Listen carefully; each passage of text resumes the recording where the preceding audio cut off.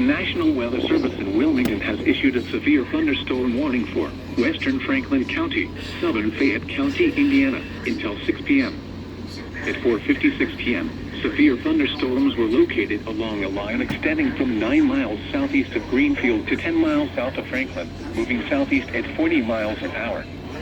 Hazard, 60 miles an hour wind gusts and penny-size hail.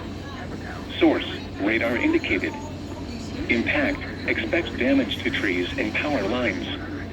Locations impacted include Batesville, Oldenburg, Lake Santee, Blooming Grove, Columbia, Metamora, Laurel, Andersonville, Huntersville, Hamburg, Alpine, Milltown, Peppertown, Everton, and Buena Vista.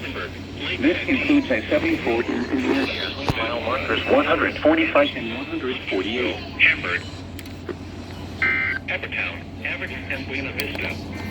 This includes I-74 in Indiana between mile markers 145 and 148.